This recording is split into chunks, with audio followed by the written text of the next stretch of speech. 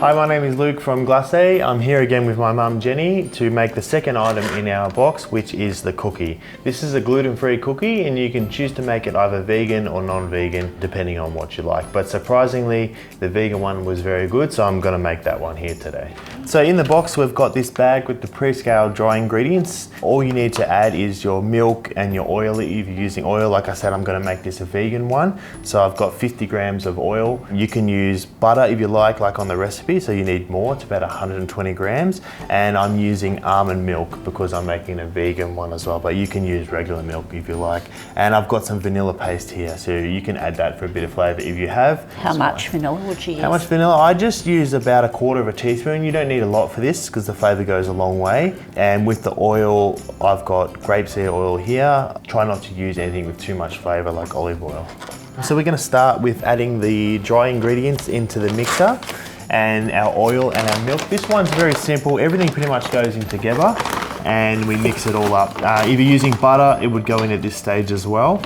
And a little bit of vanilla paste in there as well. So just add everything in, yeah, all in at once.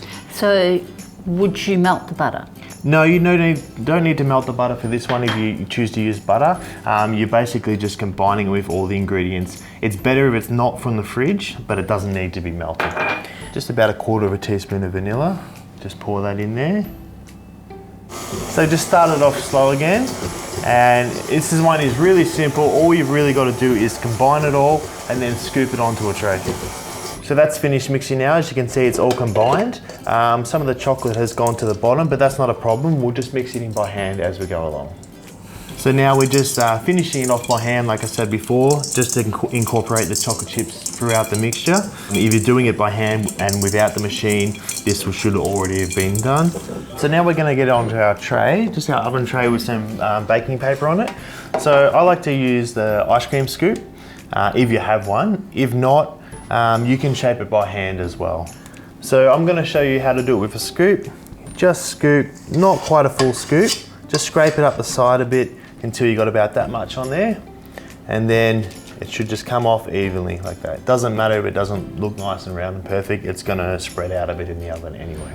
And if you're doing it by hand, I'll get Mum to shape some into some balls and about the same size as that. It's easy to do by hand as well.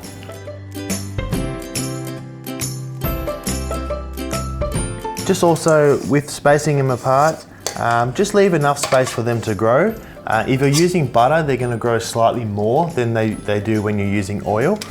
So you don't want them to join together. So just space them about 2 centimeters apart on each side like that.